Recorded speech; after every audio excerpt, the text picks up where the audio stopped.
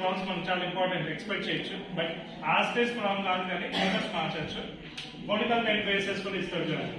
ఇప్పుడు చూడండి బాగా వేసి ఓ వైట్ బెస్ట్ పేపర్ ఏదో బెస్ట్ పేపర్ కూర్చోండి. యాక్చువల్గా మనకు కోన్ ఈ షేప్ లోనే వస్తుందా? నేను ప్రాక్టికల్ గా చూడండి. ఇదన్నా కోన్ మనకు వచ్చేది ఇదే కదా. ఇక్కడ ఏమి ఇచ్చాడు? 5 meters wide cloth is used to make a conical tent of base diameter 14 meters and height 24 meters. Find the cost of cloth used at the rate of 25 rupees per meter. Direct cone observe చేస్తే ఉంటున్నారా మనకు అర్థం కాదు. Clarity విన్నాను. Cloth ఎప్పుడు కూడా ఇలా ఉంటుంది. మనకు ఏ ఫామ్ లో వస్తుంది? క్లాత్ ఎప్పుడు కూడా రెక్టాంగిల్ షేప్ లో వస్తుంది. ఏ షేప్ లో వస్తుంది? మనం రెక్టాంగిల్ ఎప్పుడైతే మనము వెదర్ ఇట్ ఈస్ రోలింగ్ చేసిన, అంటే రోలింగ్ అంటే ఏ ఫామ్ వస్తుంది మనకు అంటే ఈక్వల్ మెజర్మెంట్స్ లో రోలింగ్ కన్నా చేస్తే ఏ ఫామ్ వెళ్తుంది అంటే సిలిండర్. అదే కన్నా రెక్టాంగిల్ షేప్ ని రోలింగ్ చేస్తూ ఒక కార్నర్ కి మనం ఫిక్స్డ్ పాయింట్, అంటే ఒక పాయింట్ మనం రొటేషన్ చేస్తే ఏ ఫామ్ వస్తుంది? అర్థమైందా? అంటే both figures are express in the rectangle వస్తుంది. ఇప్పుడు క్వశ్చన్ ఏమైందంటే ఈ క్లాత్ ఎన్ని మీటర్స్ ఉందో కనుక్కోండి, దానికి ఒక్కొక్క మీటర్ కి ఎంత రూపీస్ అవుతుంది అన్నాడు? 25 రూపీస్ అవుతుంది అన్నాడు. అవునా?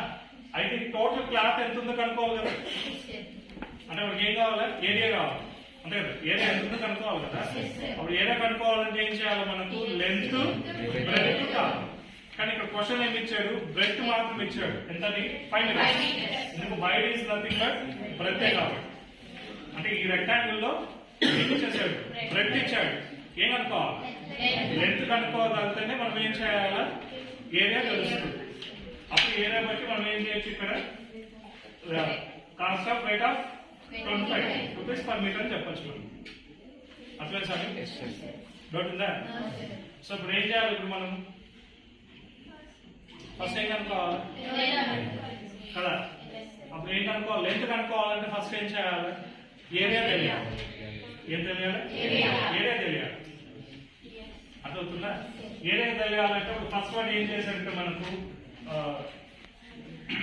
సరే to make a conical tent. దీంతో డయామీటర్ వచ్చి 14 meters ఇచ్చాడు, హైట్ వచ్చి 24 meters ఇచ్చాడు. Find the cost of cloth use at the rate of 25 rupees per meter ఇచ్చాడు. అంతేనా? అట్లా చిన్న చెప్పినట్టే. ఇప్పుడు మనం ఏం చేస్తాం? రెక్టాంగిల్ షేప్ లో ఉంది ఆబ్జెక్ట్ క్లాత్ అనేది. దీని నుండి ఏ షేప్ కి వెళ్తాంది? మనకు కోనికల్ టెంట్. అంతేనా? చేయాల్సింది మనము. అప్పుడు దాంట్లో ఒక మెజర్మెంట్స్ ఏమి ఇచ్చాడు? ఇక్కడ పట్టుకోవచ్చు. అప్పుడు ఏమొస్తుంది మనకు? విడ్త్ అంటే బ్రెడ్త్ ఎంత ఇచ్చాడు? ఇక్కడ మనకు 5 meters అని ఇచ్చాడు. ఇప్పుడు ఏం కనుక్కోవాలా? లెంత్ కనుక్కోవాలి. ఏం కనుక్కోవాలా? అప్పుడు మనకి ఇక్కడ ఈ షేప్ లో ఉన్న దాన్ని ఏ షేప్ లో మార్చాం మనము? Cone shape. అప్పుడు కోన్ షేప్ లో మనకు మెజర్మెంట్స్ చెక్ చేసుకుంటే ఇదేమవుతుంది మనకు? ఇదే ఫామ్ అవుతుంది హైట్. అంతేనా? ఇదేమవుతుంది? ఇప్పుడు మెజర్మెంట్స్ చెక్ చేద్దాం. డయామీటర్ ఎంత ఇచ్చాడు? 14. అంటే మొత్తం డయామీటర్ ఎంత ఇచ్చాడు మనకు? 14. Diameter equals to 14. ఇప్పుడు మనం ఏం కనుక్కోవాలి? రేడియస్. తర్వాత హైట్ ఓకే 24 ఇచ్చాడు. మనం ఎప్పుడైనా గుర్తు పెట్టుకోండి. వింటున్నారా? కోన్ లో మీకు ఖచ్చితంగా అది ఏరియా కనుక్కోవాలన్నా ఏం కనుక్కోవాలన్నా ఫస్ట్ మనకి ఏం తెలియాలో చెప్పండి? ఎల్లు తెలియాలి. ఎల్లంటే slant height. So slant height కనుక్కోవాలి. ఏం కనుక్కోవాలా? Slant height. ఇందాక మనం స్లాంట్ హైట్ ఫామ్ లో చెప్పుకున్నాం. ఏమైనా h square equals to h square plus r. So ఇక్కడ మనం ఒకసారి చెక్ చేద్దాం. చూడండి గివెన్ ఏమి ఇచ్చాడు మనకి ఇక్కడ? First diameter of a conical tent. అవునా? So diameter of the conical tent. Diameter ఎక్కడ వస్తుంది మనకు? సర్కిల్ లో వస్తుంది కాబట్టి సర్కిల్. ఆ సర్కిల్ ఏ ఫామ్ లో ఉంటుంది? కాదు, సర్కిల్ ఏ ఫామ్ లో ఉంటుంది? బేస్ లో వస్తుంది. అవునా? ఈక్వల్స్ టు ఎంత ఇచ్చాడు మనకి ఇక్కడ? 14 meters. ఎంత ఇచ్చాడు? 14 meters. డయామీటర్ వచ్చింది కాబట్టి దానికి ఏం కనుక్కోవాలా? Radius. Radius of the circle r equals to ఏమొస్తుంది? d/2. ఏమొస్తుంది మనకు? d/2. d వాల్యూ ఎంత వస్తుంది ఇక్కడ మనకు? 14 meters by 2. అప్పుడు ఎంత వస్తుంది మనకు? 7 meters. So 7 meters is radius. అవునా? తర్వాత ఏమి ఇచ్చాడు ఇక్కడ మనకు height. So height of the ఏమిది కోన్ ఎంత ఇచ్చాడు మనకు 24 మీటర్స్ ఇచ్చేసాడు. ఇప్పుడు ఏం కనుక్కోవాలి మనము? ఏరియా కనుక్కోవాలి.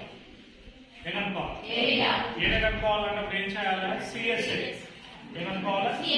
సార్ ఎందుకు సార్ అంటారా, ఇలా ఉన్న 2D షేప్ ని నేను మారుస్తున్నాము. అప్పుడు ఇది ఎంత ఏరియానే కదా, ఫస్ట్ ఏరియా ఏమొస్తుంది మనకు అంటే సిఎస్ఏనే వస్తుంది. దాని గురించి మనం చెప్పాను లాస్ట్ లో నేను. So CSA of A cone formula ఏంటి? పై ఆర్ ఏమొస్తుంది మనకు? CSA of A cone formula ఏమి? ఇప్పుడు పై వాల్యూ తెలుసు మనకు, ఆర్ వాల్యూ తెలుసు, ఏం కనుక్కోవాలి? ఎల్లు తెలుసా? ఇప్పుడు ఫస్ట్ ఏం కనుక్కోవాలా? ఎల్ కనుక్కోవాలి. అర్థమైందా? ఇప్పుడు మనం ఏం కనుక్కోవాలి చెప్పండి? ఎల్. ఎందుకు ఫార్ములా ఏమి? సిఎస్ఎఫ్ కోన్ ఫార్ములా ఏమి? పై ఆర్. ఇది ఎందుకు రాశానంటే డైరెక్ట్ గా చూడండి, ఆర్ తెలుసు కానీ ఎల్ అంటే ఫస్ట్ ఏం చేయాలి? ఇప్పుడు మనము సిఎస్ఏ కన్నా ముందు ఏం కనుక్కోవాలి? ఎల్. అంటే మీన్స్ ఏం కనుక్కోవాలా? So slant height of the cone ఏమొస్తుంది మనకు?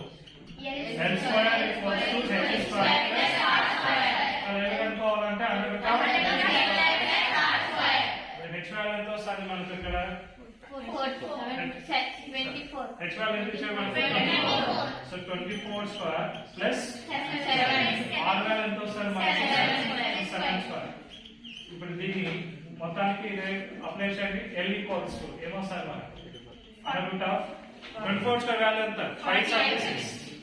మా 24 స్క్వేర్ అంటే మీనింగ్ ఏమిటి? 24 into 24 not 24 2 0. So 24 square value ఏమొస్తుంది మనకు? అంటే 24 into 24 చేస్తే ఏమొస్తుంది మనకు? 576.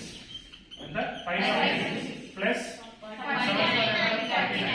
Then L equals to 576 plus 49 add చేస్తే ఏమొస్తుంది మనకు? అంటే 20 అంటే 625 వస్తుంది. ఎంత వస్తుంది మనకు? 625. కాస్త చెక్ చేసుకోండి. 576 ప్లస్ 49 యాడ్ చేస్తే 625 వస్తుంది మనకు. ఎల్ ఈక్వల్స్ టు 625 వాల్యూ ఎంత? 25. అంటే స్క్వేర్ రూట్ వాల్యూ ఎంత? 625 కి 25 తెలుసు కదా. ఎల్ ఈక్వల్స్ ఒకసారి చెక్ చేసుకోండి. Under root of 2 places cut చేయండి. ఎన్ని ప్లేసెస్ కట్ చేయాలి? 2 ప్లేసెస్. అప్పుడు 25 కి వాల్యూ ఎంత? పర్ఫెక్ట్ కాదు 5. 6 ని 2 3 రాసుకోవచ్చా లేదా? అర్థమవుతుందా? కంటిన్యూషన్ లో డిసెండింగ్ ఆర్డర్ అసెండింగ్ ఆర్డర్ లో ఉండాలి. ఏం ఆర్డర్ లో ఉండాలి? అసెండింగ్. స్టార్టింగ్ నెంబర్ ఏమొస్తుంది ఇక్కడ? కాబట్టి ఇప్పుడు ఏమొస్తుంది? 25. అట్లయిందా? సరే ఇంకొక ఎగ్జాంపుల్ చెప్దాం సార్. ఇప్పుడు సపోజ్ ఎక్కడైనా మీకు 2025 వచ్చింది.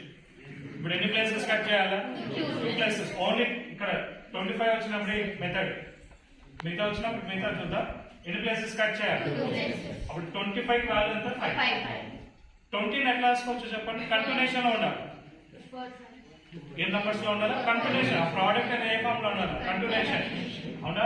అప్పుడు 25 4 5 రాసుకోవచ్చా? స్టార్టింగ్ నెంబర్ ఏమి ఇక్కడ? అక్కడ ఏం ఆన్సర్ ఇది? 45 కదా. దేని వాల్యూ ఇది? 45 కదా. అర్థమైందా?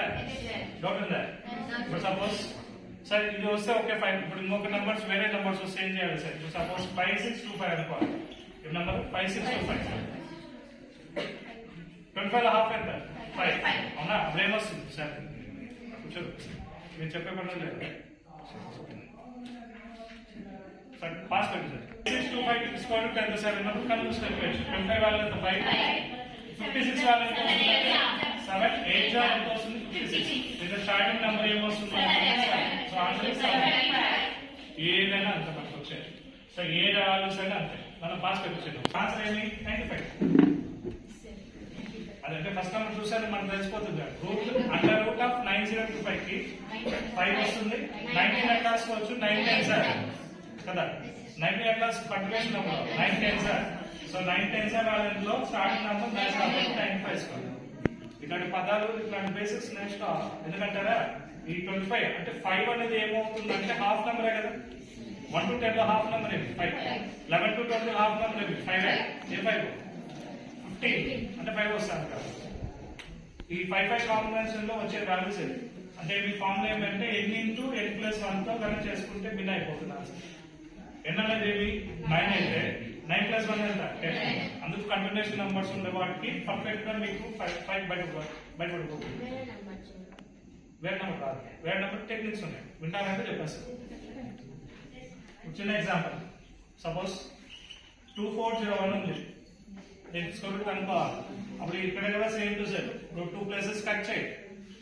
1 కి కాన్సెప్ట్ చూసుకుంటే 1 కి కాంబినేషన్స్ ఉంటాయి. 1 స్క్వేర్ ఎంత 1. ఇదే 1 ప్లేస్ ఎక్కడ వస్తుంది మీకు అంటే 9 స్క్వేర్ వస్తుంది. 9 స్క్వేర్ ఎంత 81. 11 స్క్వేర్ ఎంత 121.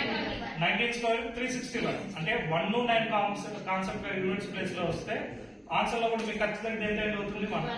అంటే 1 కాన్సెప్ట్ ఏమి 1 ఏమి 1. ఇప్పుడు ఈ 24 అనేది స్క్వేర్స్ ఎక్కడ వస్తుంది? 4 స్క్వేర్ వాల్యూ ఎంత వచ్చింది 16.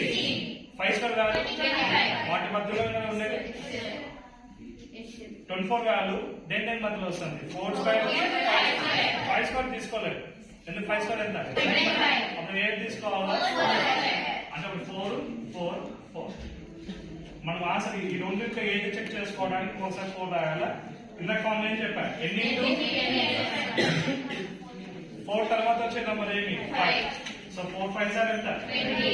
ఇప్పుడు చెప్పండి, ఇక్కడేమో రూట్ లో ఏమైనా ఉంది 24, ఇక్కడ ప్రోడక్ట్ లో ఏది పెద్ద నెంబర్ 24. అది ఎక్కడ ఉంది రూట్ లో ఉంది. కాబట్టి ఇది ఆన్సర్ ఏమొస్తుంది మనకు అంటే ఆఫ్టర్ నెంబర్ వస్తుంది. ఒకవేళ ఇది చిన్న నెంబర్ అయ్యి ఇది పెద్ద నెంబర్ అయింది అనుకోండి, ఆన్సర్ ఏమవుతుంది బిఫోర్. అర్థమవుతుందా? చిన్న ఎగ్జాంపుల్, ఇది ఎందుకు సైజ్ వస్తుంది అంటారా? ఇప్పుడు 24 అనుకోండి, బై ఏం చేయాలి 20 తో 24 డివిజన్ చేయగలుగుతామా చేయలేము? జస్ట్ ఆన్సర్ దేంతో స్టార్ట్ అవుతుంది 1 పాయింట్. ఏ ఫామ్ వస్తుంది 1 పాయింట్. అంటే ఇదే ఫ్రాక్షన్ అవుతుంది ఇంప్రాపర్ కాబట్టి ఆఫ్టర్ నంబర్. ఇదే వాళ్ళు రివర్స్ వచ్చింది అనుకోండి, అప్పుడు ఏమవుతుంది ప్రాపర్ ఫ్రాక్షన్. దేంతో స్టార్ట్ అవుతుంది 0. అప్పుడు 0 1 కన్నా బిఫోర్ కదా వచ్చేది, కాబట్టి ఇది వస్తుంది ఆన్సర్. ఒకసారి చెక్ చేద్దాం. ఈ బేసిక్స్ అన్ని మనం అందుకే అయిపోయింది తలా మ్యాథ్స్ నేర్చుకోకూడదు.